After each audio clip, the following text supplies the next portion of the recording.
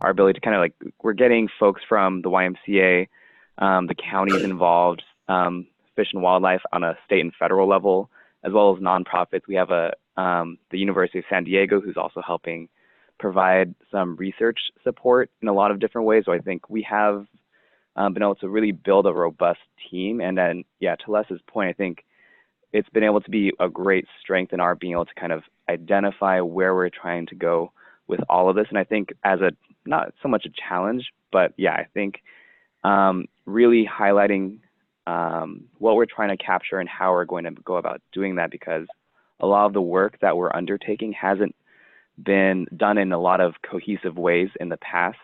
So really kind of uniting these different stakeholders, whether that's working with nonprofits, seeing who's doing what gaps there are, or even working with business officials, policymakers, decision makers, and seeing how we can all come to the table together is going to be exciting, to say the least, in the next several months, I think, as we kind of figure out what makes sense. So yeah, I think that was great, Les.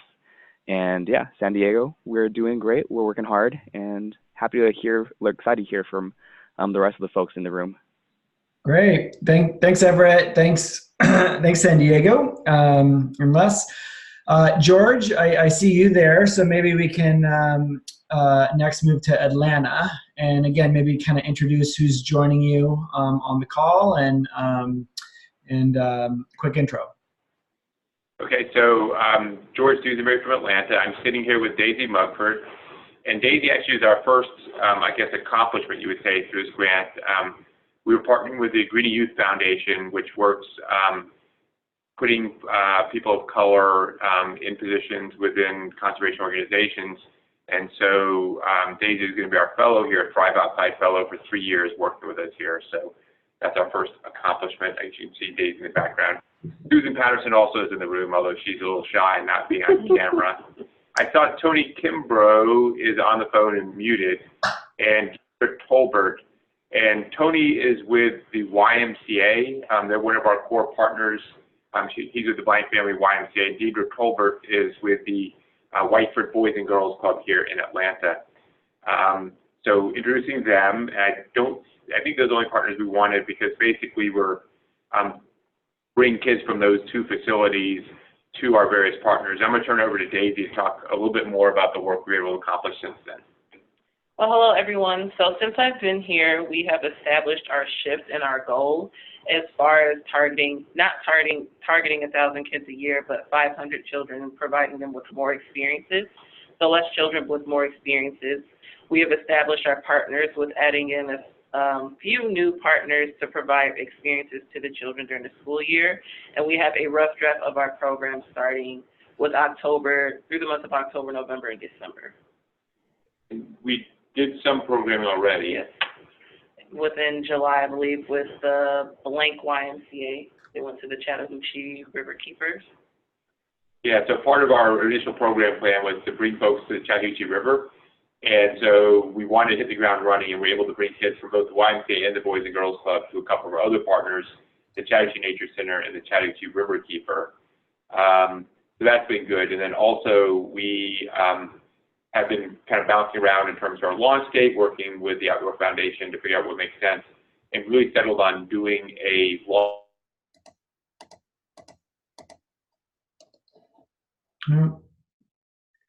We lost your audio feed, George.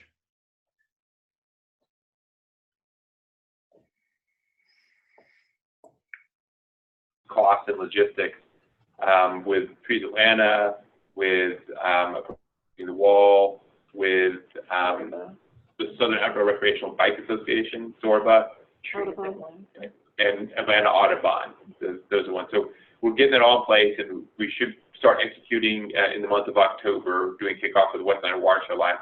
I will say that as we move forward, one of our challenges is just coordinating with the Boys and Girls Clubs at YMCA largely after-school activities, and recognizing that as winter comes on, it's going to be hard to have outdoor activities after school just because of daylight hours and stuff like that. But we feel really good about where we are. Great. Thanks, George, and the entire Atlanta team. Okay, Oklahoma City. Hi, this is Elizabeth Laurent. I'm here with Holland Taylor, and Melanie is also on the call. Holland and I work in the marketing department, and Melanie is actually the one who is overseeing all of the grant activation. And I think our big success, Melanie did a fantastic job this summer, and we had over 1,000 kids come through our summer camps. So has been a really good launch to the program. And then we also are doing our actual launch in October, the first weekend. And so we're going to be announcing more of this to the community. We've already done some, quite a bit of publicity about it, and then also have pulled in quite a few community partners. So some of them are new to us, and some of them are people that we've worked with a lot in the past. And Melanie, I'm going to put you on the spot and let you tell us, what do you think the biggest challenge is as we move forward?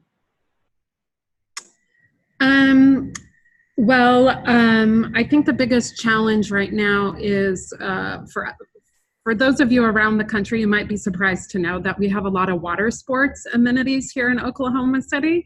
But we are also interested in introducing the kids to some other outdoor activities. And so securing equipment, whether it be bikes or fishing poles, or even what I learned this summer is proper footwear. A lot of the kids that we're serving don't seem to have good footwear to keep them safe.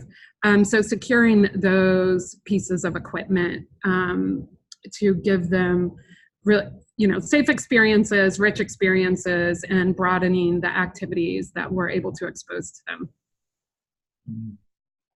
Great. Yeah, I would imagine that's an issue that most folks are working through. And again, that's maybe an opportunity at some point, and maybe in our gathering, to kind of share best practices and different strategies around addressing some of those challenges and barriers. So great. Thank you, Oklahoma City. And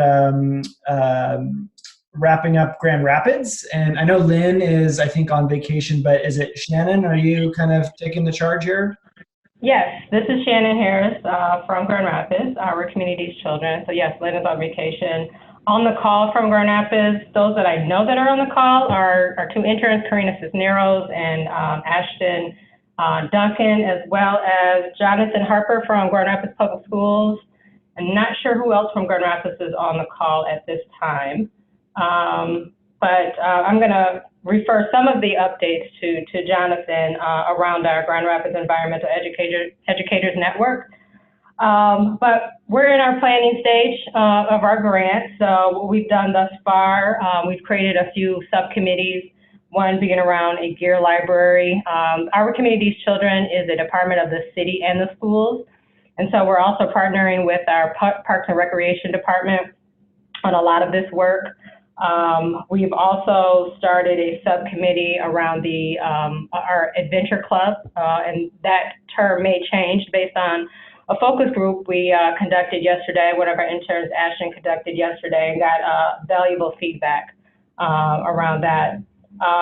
We also have, in tandem to the work that we're doing out of the office and with Grand Rapids Public Schools, as well as the city Parks and Recreation Department, is the Grand Rapids Environmental Educators Network. And Jonathan, I think you're still on.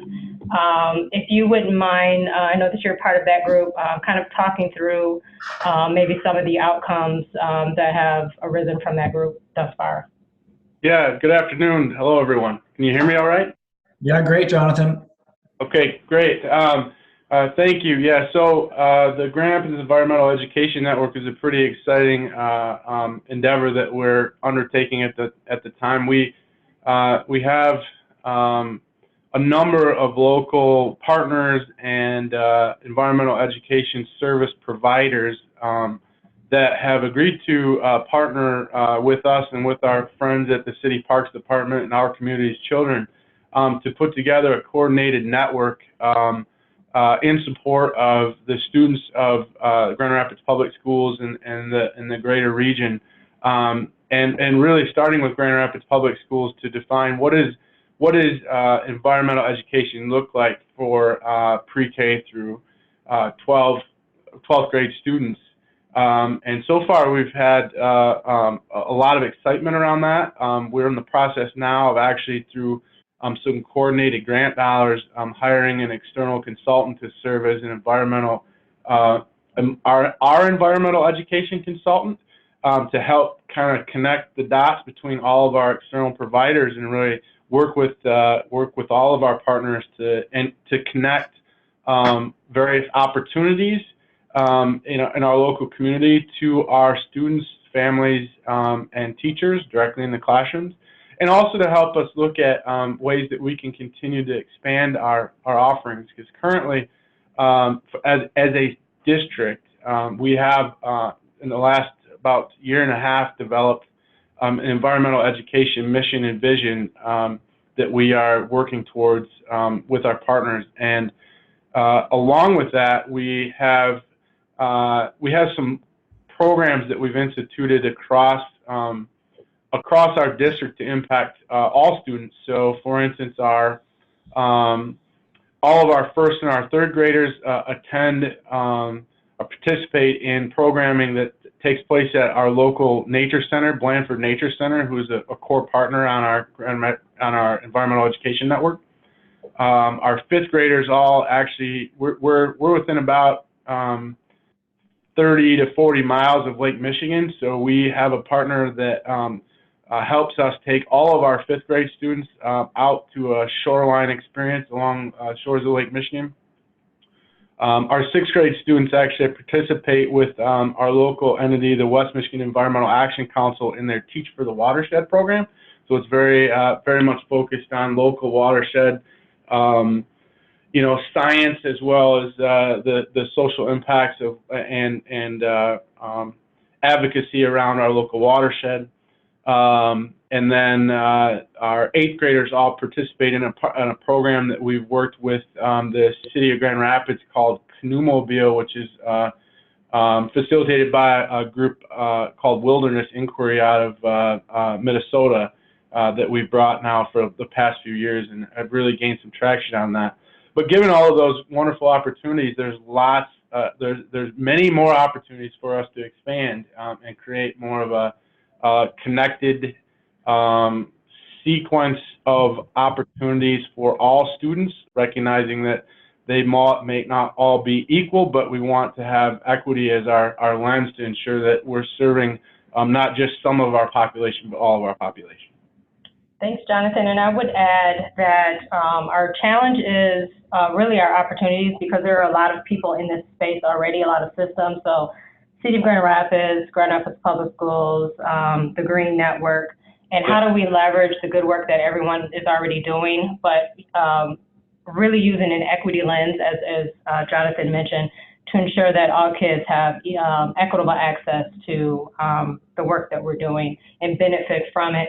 I was just made aware that Kristen from GRPS is on the call as well. I don't know if Kristen, if you wanted to add anything.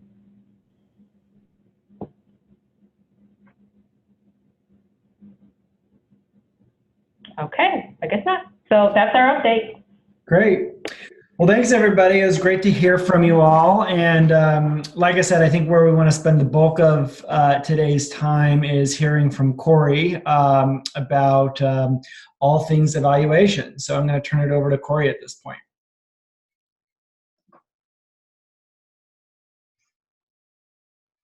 Okay, great. Can everybody see my screen? Yes? Yes. Yeah, okay, good. Hi, everybody. I'm Corey Colvin Williams. It's so great to be on a call with you. I so enjoyed our conversation a couple of weeks ago, and it really gave me a lot of context for this conversation and moving forward in our evaluation planning. But before we dive into that, I did want to introduce the evaluation team, who they're off and doing other good things out in the world right now. But just to let you know that it's not just me, but I collaborate with some really creative outside the box thinkers, and I'm excited to introduce them to you.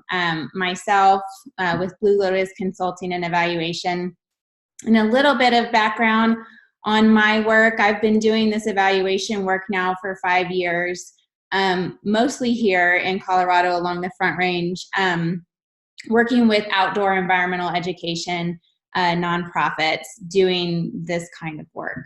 I ran a summer camp for 2 years where we had over 2,000 kiddos coming through our summer camp. So I have worn that practitioner hat as well, and taught in a summer camp setting.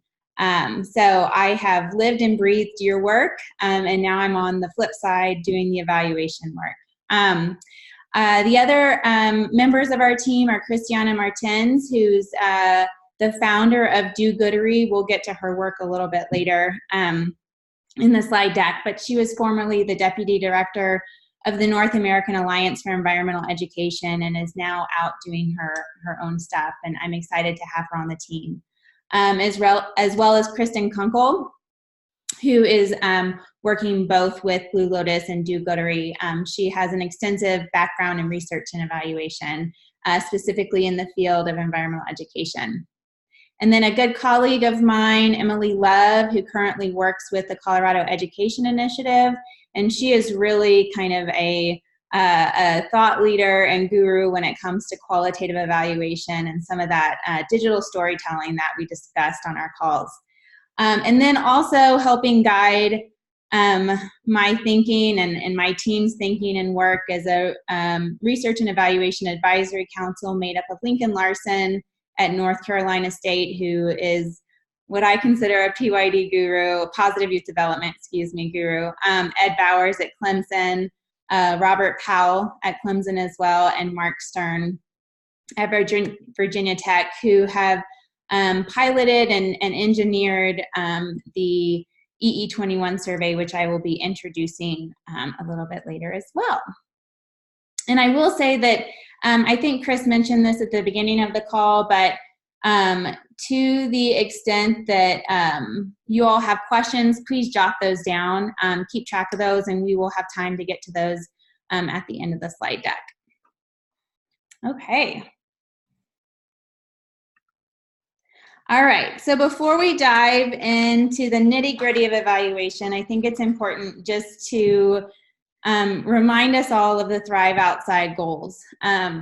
First and foremost, to build capacity within these communities, and then through that capacity building, ensure that local children and youth are connected to local natural places through multiple repeat experiences, and leverage support from local funders, foundations, community members, and outdoor organizations, which it sounds like all of you are already actively doing, which is really exciting to hear. I know it's certainly complex, and what I can't remember who coined this term, but I think it's a really good term, these kind of wicked good problems. These are wicked good problems to have. So kudos to all of you for continuing to march ahead through all of this. Okay, so what is the 30,000-foot view? How does this all roll up? In some of our conversations that we had a couple of weeks ago, as I was learning about each of your communities, it was like, well, how does this roll up? What does this do? We're already doing evaluation. Why do we need to do this? And I will get to doing shared outcomes and collective measurement in a little bit. But in a nutshell, the Thrive Outside initiative is also a part of a national collective outcomes initiative that involves 3 other case study sites: the Oregon Outdoor School, Delaware Watershed Alliance, and the Colorado Collective Outcomes Project, which I am also involved with. And then within the Thrive Outside initiative itself, there are 4 distinct communities. And then all of you break out into your work with your community partners. That first one, that box should actually say community network, but understanding that it's not just one community partner, but it's actually a community network. And each of those partners serve multiple programs. So knowing that it's really complex. This is a simplified visual, but just want to kind of share with you all kind of the significance of this work. And I had to put in a little plug. I'm working my way through this book called The Hidden Life of Trees, which is absolutely fascinating. And I recommend it to anybody who breathes, because we all depend on trees. But as I was reading through this book, I really couldn't help but think about the Thrive Initiative and what you all are doing. Throughout this book, they talk about how trees are actually social beings and they rely on each other for their health and resilience. And that when they become isolated and they don't have their basically family network around them, they become less resilient, are quick to become sick and die sooner with less offspring than when they exist as a forest system. And when they exist as a forest system, they create their own mini microclimate and have a significant role in their local ecosystem. The analogy here is that Thrive Outside is aiming to do just this. So in short, I just want to encourage you all to lean into your network and build and foster those connections and really figure out each other's strengths and use them. You all can't be good at the same thing, but you all are good at something. And identifying that within your network will really help you be more successful in this journey. Okay, so now we get to dive into the evaluation language. So this is really what I'm going to walk you through today is what's guiding my thinking. And I want to be as transparent as possible. And this may be more detailed than you ever wanted to know about the evaluation process. But I think if you can understand where my team is coming from and our approach through this, then you'll understand where we're headed. And I also want to reiterate that evaluation is collaborative, and I have always historically worked collaboratively. And so that is my hope with this project as well, is that we'll all walk through this together. And I will lean to your expertise and your boots on the ground, because you know your communities best. And I will say that Michaela shared some beautiful photos with me of each of your organization, and I give credit to each of the communities in that little Thrive Outside logo. This one's from Grand Rapids. So that is where all the beautiful visuals are coming from. So the theory of change for the Thrive Outside initiative is when children, youth, and families have access to repeat and reinforcing positive outdoor experiences, they are more likely to engage long-term in the outdoors through time, care, and concern, creating healthy individuals, communities, and economies by making the outdoors a habit. That is big, but this initiative is big as well. And often when we're thinking about theory of change, some of you may or may not have experience with this language, but really it is exactly what's the theory behind what you're doing? How do you anticipate what you're doing is going to create change in your community? It's most often based off of best practice in the field, informed by research and evaluation. Okay. So then we get into the who, what, where, how, why, and when. And these are the building blocks for your logic model and evaluation plan. So this kind of helps. Some of y'all are, I know, working actively on your logic models and thinking through that, but this is a really great visual. It's not super detailed, but it helps you really get to the basics, the descriptives, the facts, these kind of open-ended questions about what you're trying to do. So the where is Thrive Outside pilot sites, the what, connect children and youth to nature, and now for each community here, that what will vary based on what you're doing, obviously. The where are in your communities, the how, by getting these children and youth to participate in one or more of these pilot organization programs, you're generating the what. Why, we know from decades worth of research and evaluation work that when children and youth have access to nature, there's kind of a windfall of benefits from that, from educational success to health and wellness, social cohesion, and positive youth development.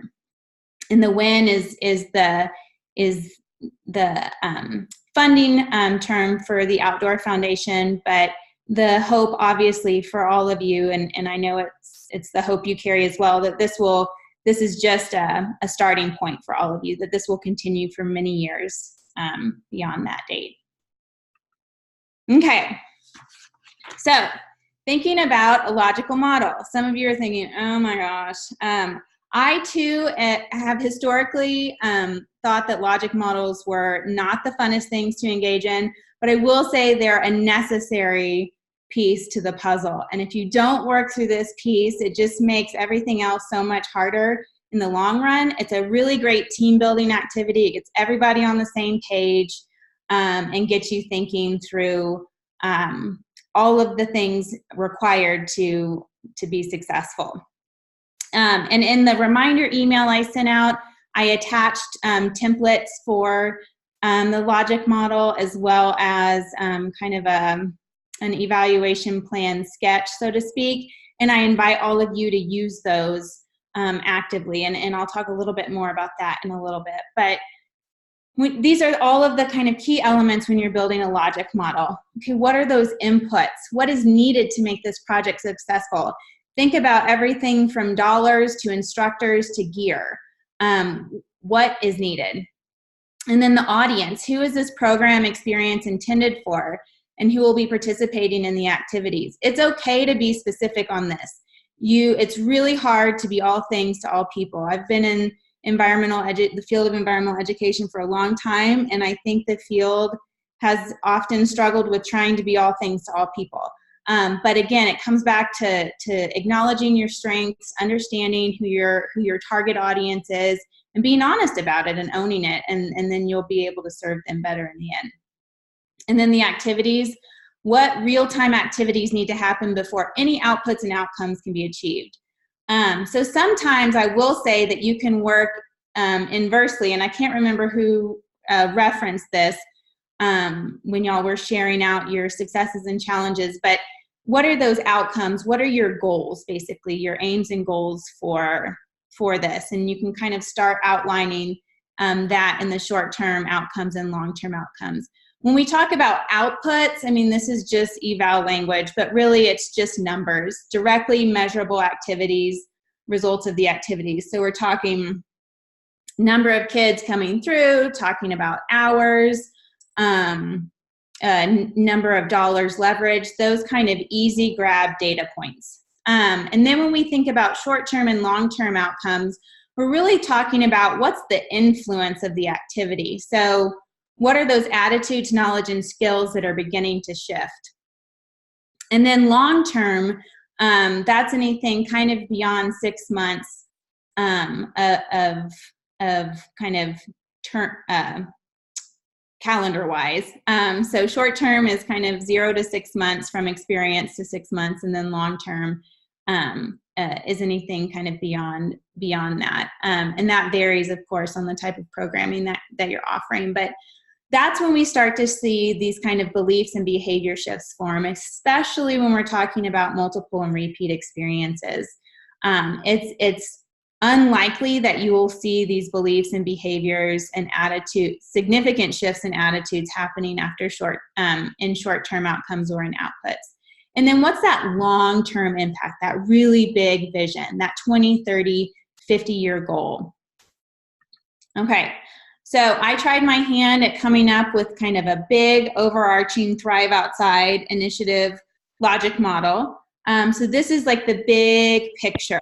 And if each of you were to plug in here, you would actually plug in kind of under these into this audience piece. So you'd plug into this pilot communities and program delivery, and you will be helping with data collection. So you'll be plugging into that piece specifically. But for the Thrive Outside initiative as a whole, this is essentially what that logic model looks like, and what is needed to be successful, to reach those short-term outcomes and long-term goals for the initiative. And I have a few acronyms in here. PYD is Positive Youth Development.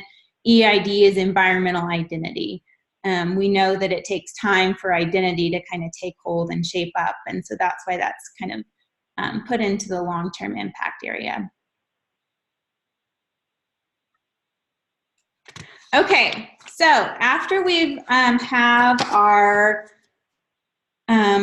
logic model built, we can kind of start get into the planning piece of this. And the evaluation plan really serves as your roadmap. But more importantly, what's guiding it are those questions that you really want to understand. And so in evaluation, we call that a key evaluation question, and often there's more than just one, as many of you probably have experienced.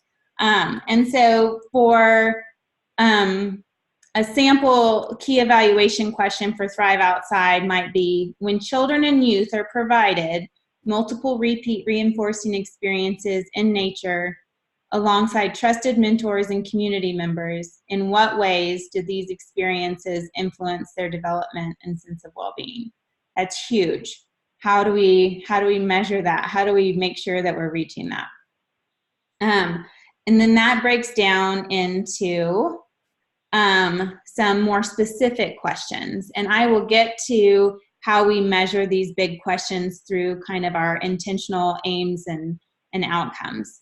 But from the Thrive Outside perspective, we're really, from the evaluation perspective, we want to understand what happens when you build capacity in communities to do this kind of work. So when communities are supported with backbone resources to better connect their children, youth, and communities to place-based outdoor experience, in what ways is that support leveraged? Financially, community initiative-wide. So what's happening in these spaces when that funding is there? And then also, we also want to understand, what is this experience like for these youth? When programming is intentional, repeat, and based on a continuum of outdoor experiences, what do children and youth take away? All right, and so with that, we have, this is, again, kind of an inverse model, like flipped upside down. The outcomes are on the bottom, and then the overarching goal is across the top, kind of the Thrive Outside initiative as a whole. And along with that are the tools that we've identified that could potentially capture these outcomes. So one outcome, for example, is positive youth development and an outdoor habit, environmental literacy, nature connection, health and well-being, and placemaking. And so how do we make sure we're measuring those? Well, we know that EE21, and we will be doing an upcoming webinar on tools and data collection where we will unpack all of these. So if this feels like you're drinking from the fire hose and you're thinking, oh my gosh, I have no idea what you're talking about, that's okay. We're gonna have more webinars and hopefully ongoing conversations, informal conversations about employing these tools. EE21 is a tool that's being used. Think back to that big 30,000 foot overview that I shared with you. The Colorado Collective Outcomes Initiative is using EE21, as is the Oregon Outdoor School Initiative. And so by Thrive Outside employing EE21 within your programs in your communities, it just adds to that bigger understanding. And this instrument was developed in collaboration with environmental education and outdoor education programs who are doing this work across the board, regardless of what type of programming they're doing. So in other words, it gets at these kind of bigger, broader outcomes and goals, regardless of what type of programming you're doing, if that makes sense. So that's a really good way to get at understanding those pieces, and we know that it's measuring those outcomes, if that makes sense. And then for the more qualitative side of things, that's where we really want to tap into that participant and youth voice. And by collecting that through really intentional, systematic protocols and tight, open-ended questions, we're able to get at kind of how youth are making sense of this, and potentially placemaking and nature connection and their health and well-being and positive youth development. And by doing this kind of mixed methods approach, we're able to really better understand kind of our goals and intended outcomes for this initiative. Okay, so again, here are kind of the proposed methods of measurement. And I know some of you are thinking, oh no, not another survey. I know, I get it. I feel you on this one.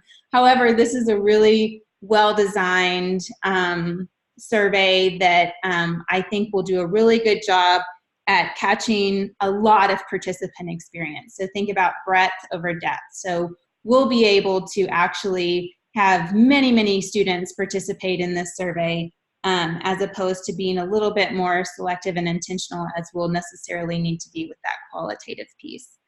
But as I've said before, it's important for any evaluation endeavor to be sensitive to place, community, and experience. And that is where these qualitative or participant-driven tools can really help get at that experiential and meaning-making embedded within their experience. Michael Quinn Patton, who is a key thought leader in evaluation, says, no numbers without stories, no stories without numbers. So basically, he's talking about a mixed methods approach here. And this is a sample of some qualitative tools that we have used in the past with organizations.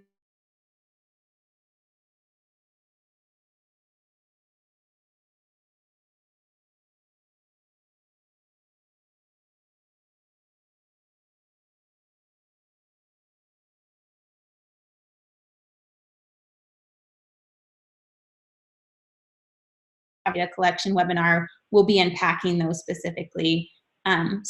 Story mapping, so that has a strong geographic component where kids are actually building maps and plugging in their stories and writing about their experience. And then digital storytelling is very similar to story mapping as well, but it really gets at that authentic youth experience and what impact this experience has had for them in their lives. Okay, and so this is a little snippet I'm so excited to share with all of you. In all of my calls with each of you, when I asked how you would tell your story, you all answered with this: share the narrative. Share the experience, the richness of what this work is doing. And as a qualitative research and evaluator, I was so excited to hear that because having worked in this field for so long, we all know that it's about that richness of experience for those kiddos. So here is a sample video from Do Goodery, Christiana Martins, who I introduced earlier. She's a key partner in this evaluation endeavor. She will actually be doing site visits to each of your communities to do just this type of video. It's basically a short video that captures the richness of experience. And this one is based out in San Diego. Some of you might recognize it. And they were a recipient of the UL Innovation in Education Award, which supports organizations like all of you in this good work. So just a couple minute short video to share. Let's see.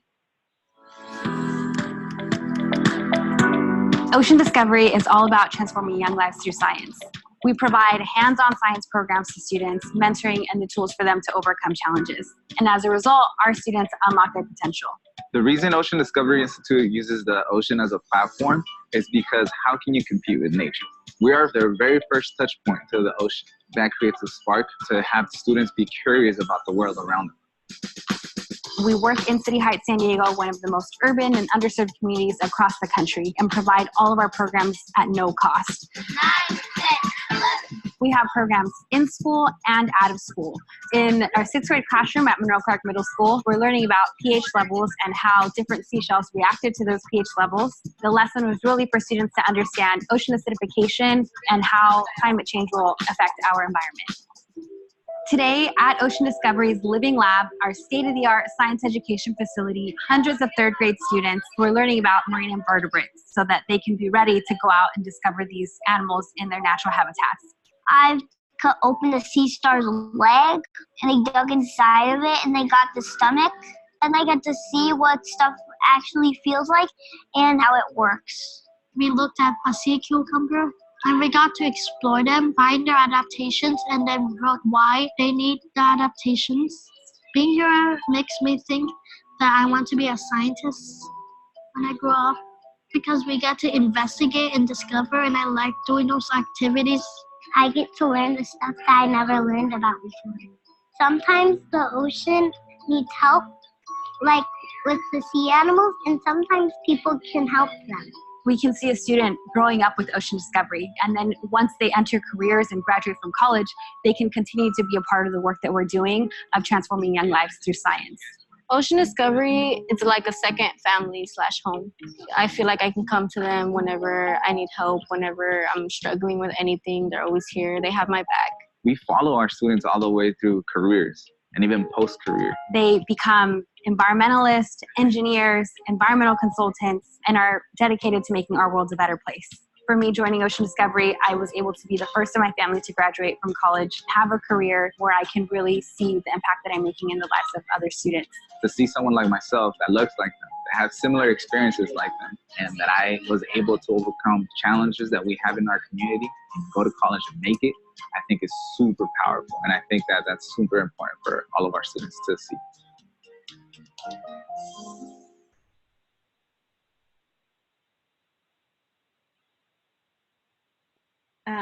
So that is just to kind of give you all some context for what do-goodery's role will be in this process. And when we talk about sharing the narrative, it's that impact piece. It's that telling the story piece based on participant experience. Okay, so we're getting close to wrapping up here, and y'all will hopefully have some questions or comments for me. But to really recap this, the motivation behind this evaluation design doesn't exist in a vacuum. It's intended to roll up and help inform and share with others about what we're all learning in this process. This is a very innovative project. I don't know of any other project like this in this field doing this work at this scale. So it's really exciting. We're all learning together as we go, and hopefully we'll all just reach out and up and out and hold hands through this process so that we can continue to grow and understand how this collective effort is not only impacts the participants themselves, but all of you and the networks that are doing this great work. So this is an anticipated timeline, and don't choke on your coffee or your water while you're drinking this, but this was my best attempt at kind of prepping you for some of the evaluation process, and this is flexible. This is just an anticipated evaluation timeline. So between now and the next time we connect, probably in early October for the tools and data collection webinar, I would like all of you to use that logic model and eval sketch to try and identify that evaluation team. That's kind of your homework over the next 6 to 8 weeks. And then in October, after we do some tools and data collection training and you all feel ready to start that data collection process, many of you are in a place to start collecting that data. But that, of course, is based on the readiness and the programming of your community. So we're not going to just collect data just for the sake of collecting data. We want to ensure that you all are in a place to start doing that. And then, as Chris mentioned, bringing you all out here for the Outdoor Retailer Winter Show and for kind of a summit to bring everybody together. That'll be a great time to touch base with everyone. And then from March to May, wrapping up that data collection, doing the site visits, and then sharing out what we're learning from this process. And if I didn't already mention this, we had, Michaela and I were talking about a way to create some kind of informal discussion group or forum for all of you, and talked about doing some sort of monthly coffee talk to review any questions or comments you had. And it wouldn't necessarily be a requirement for all of you to participate on those, but an opportunity to plug in and have questions answered real time. And if that's of interest to all of you, we can kind of take a poll at the end of this and see if that's something we should look into more. Okay, so again, working on building that evaluation plan. It's a total practice run. It's not anything you have to submit for anyone, but it could be a really useful exercise in helping you think through all of the elements and pieces needed to be successful. And also the intention behind this work is not to have an external evaluation team come in all the time and do this work for you, but to build evaluation capacity within your networks. So basically training you to do this work and supporting you in that process. Okay, so with that, I'd love to open it up to conversation, questions, comments, anything that you have on your mind. Yeah, and you can either just unmute yourself and fire away and ask some questions, or there's also the chat functionality at the bottom, and you can type in a question and we can monitor it that way. So whatever feels good to you, it's great.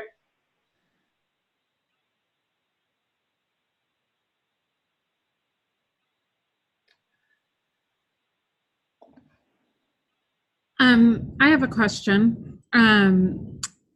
Corey, you were talking about how children and youth participate in nature, and this is something I think we all understand because we've either lived it or witnessed it firsthand. Have more educational success and improved health and wellness.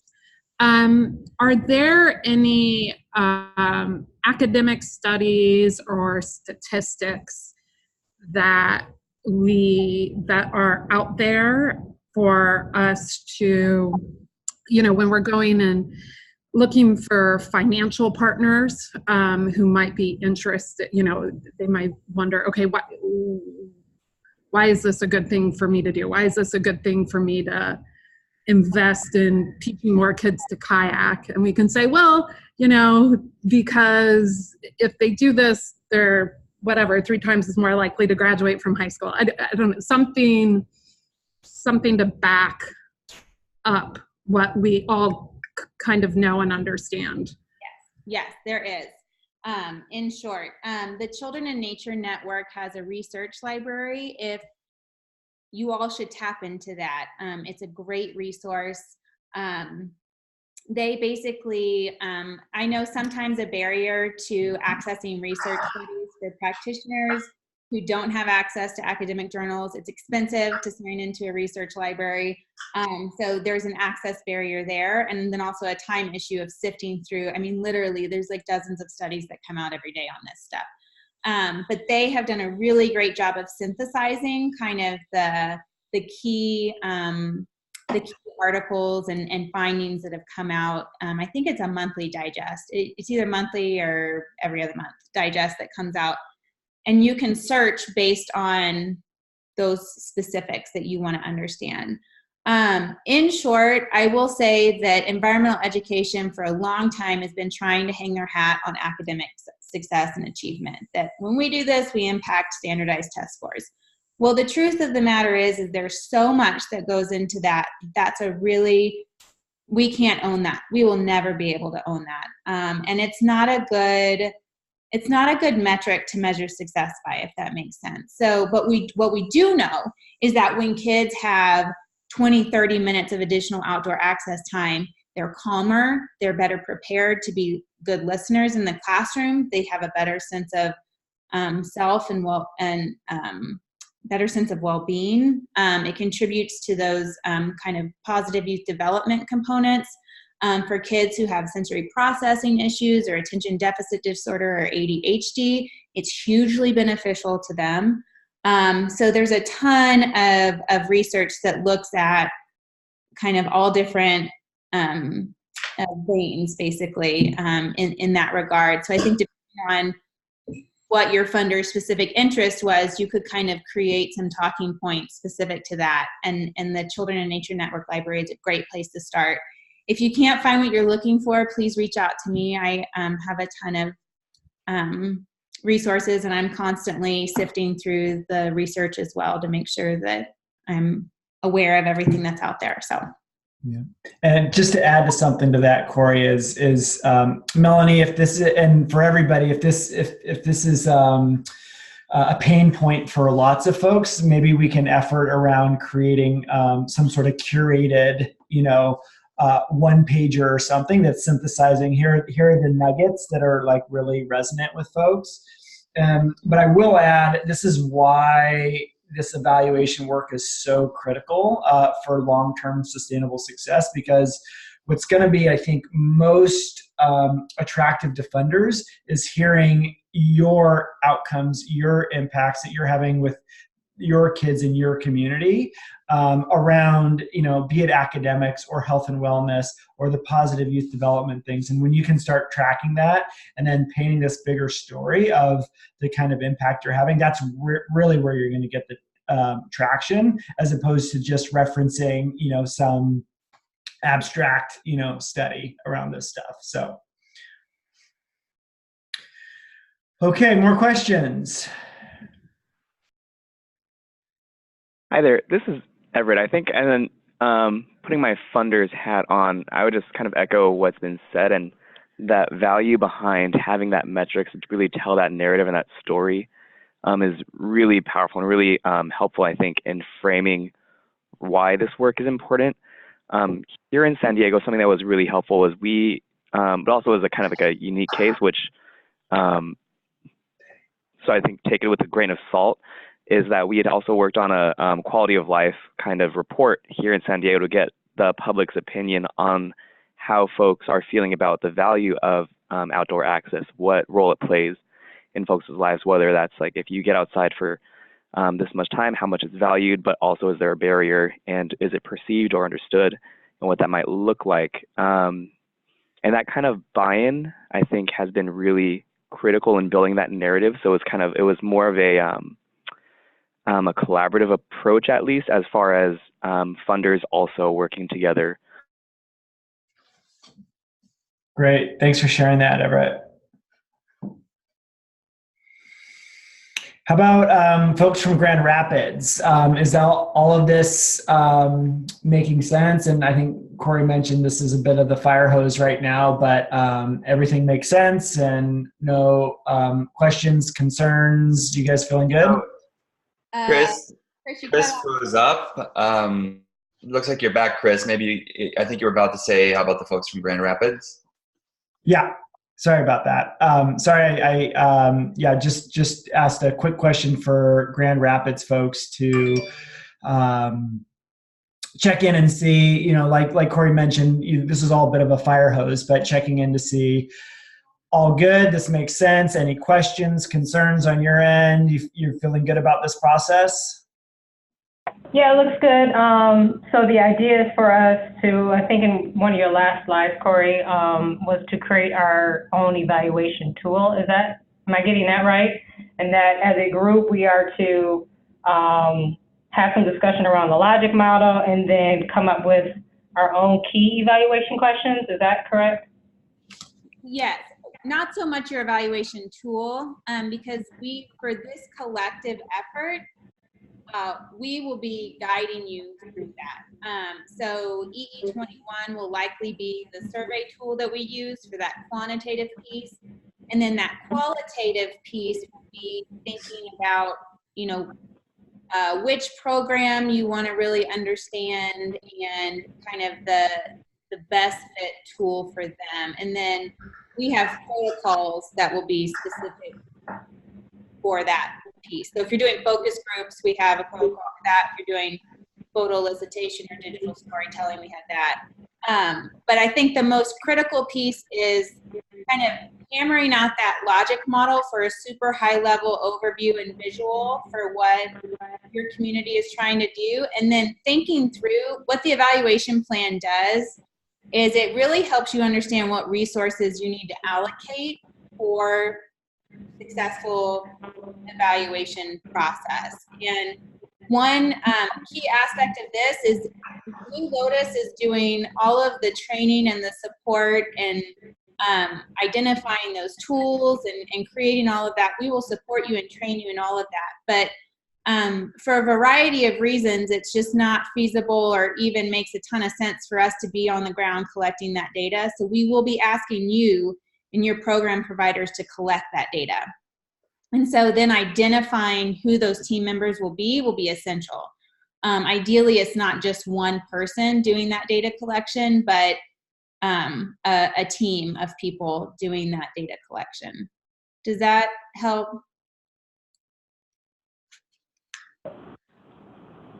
Yeah, this is Jonathan. Yeah, that helps, I think, on our end, and we'll probably, following this webinar, get together with our team here on the ground and map that out. But starting with that logic model certainly makes sense. And then I believe Alex Watson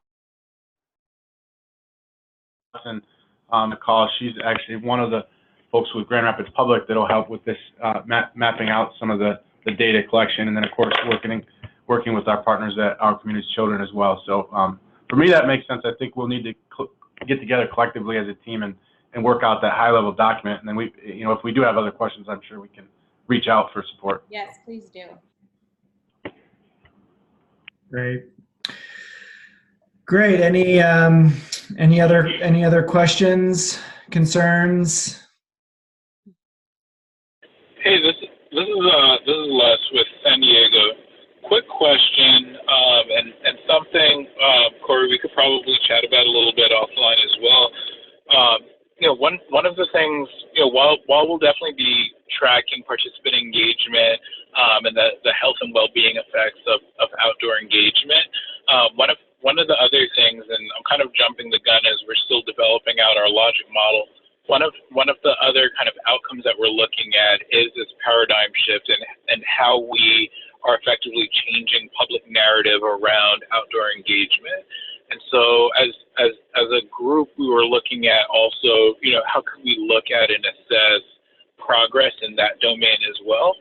I wanted to just kind of get your thoughts on how maybe that's been done in the past, how that's been done in other states, other regions. For example, like I know other states like Colorado has moved forward with an Office of Outdoor Recreation, which is something that, we've been looking at and have been pushing here in California for several years and hope to make some headway on. I wanted to kind of see, how that would align as well from a qualitative, quantitative perspective and kind of this whole discussion as well. And so that might be kind of an offline question. I'm not sure if other Thrive partners are looking at that as well, but wanted to kind of get your feedback, your input on that. Yeah, thank you for that. And Les, I had a conversation with the University of San Diego team earlier this week to chat a little bit more about their role and kind of their gaps analysis. And so we had a really great conversation around that. What that makes me think of, thinking about this kind of community paradigm shift, is kind of more in the realm of like marketing and outreach. And I think that gaps analysis, my understanding from that USD team was that they will be connecting with the community to understand those gaps. And then from that is likely how you would generate some kind of marketing and outreach campaign. Great Outdoors Colorado did something similar for their kind of Inspire initiative, and now I believe it's called Get Wild or Wild Outside. I can't remember exactly what it's called. Somebody's maybe telling me what it is. Oh no. Anyway, they have done a big initiative, and their whole thing is basically a bucket list for kids 12 and under, 40 things to do before I'm 12. And it's like, make a mud pie and that kind of thing. And that was based on feedback that they got from the community. And it's been a really effective campaign model. So I am not a marketing and outreach expert, and I don't really specialize in kind of that broader community paradigm shift realm, but I would imagine that it would look something like that. And I am planning to partner with University of San Diego and vice versa, and any data that we find and is just, it's your data basically, and I'm just helping you collect it, if that makes sense. So anything that we find through this process is yours to do with and leverage however you see fit. Yeah, and I'll add something to that, Corey, is I think when we went through the process of selecting all of your communities, what made almost all of you stand out was this idea that you were really going after culture change, and what Les, you just referred to as a sort of like paradigm change in your communities. And that culture change, each community, it has a different culture. And so, for example, Les, in San Diego, it's typically viewed as this, healthy lifestyle, beach lifestyle, region that is active and healthy. Well, but it's a tale of two cities, and you have a whole segment of your region that doesn't have access and equitable access, and that's probably the culture change that you guys are going to be shooting for with your work. Where when we heard from Oklahoma City, it's this, much bigger culture change around, becoming active and healthy in the outdoors that isn't part of the culture, and really trying to shift that. And again, I think, kind of to broadly answer your question, really understanding what those barriers are and the culture change that you're trying to shift. And then I think, to Corey's point, getting the right measurements around what then will facilitate that culture change is kind of what we're aiming at in general here. So that's a great question. Thank you. Yeah. Any other questions? We had one pop in the chat. We will have that we'll make this deck available, and also we're recording it right now. We'll make the recording available. So when Michaela gets back next week, we'll give her those, and she can share out to the whole group. We do still have an extra few minutes here. So if there are additional questions, anybody? I have a question for the group. Would these kind of virtual coffee hours or kind of informal monthly calls, would that feel useful? Not as a requirement, I know it feels like a lot to have that, but as an opportunity, and I and Michaela could make ourselves available to you all. The second Tuesday of every month, just say hop on for an hour. If you have questions, we'll answer them. If nobody's on, then no big deal. But would that be useful to people? You can respond in the chat thing or respond via email or something, but thumbs up, thumbs down. Thumbs up. Okay, I got a thumbs up from the OKC team. Yes, okay, good. Okay, cool. All right, not mandatory, but yep. Okay, perfect, great. Okay, well, we work on setting something up like that so that y'all have a point of contact to talk through these things as anything like that. So, cool. Great. Well, we'll do one last call for questions, and then just one quick reminder that the next action item is the leads for each community. If you haven't done so already, set up your check-in call with Michaela around the quarterly reporting, and that needs to happen in the next week or so. So last call for questions. Anything else? Comments, thoughts, concerns before we sign off? Okay, well, we'll wrap up a little bit early, and want to thank Corey for all her amazing work on all of this, and we're really looking forward to staying connected and working through all this amazing stuff with you all. Thank you, guys. We appreciate it. Yeah. Thanks, everybody. Thank you.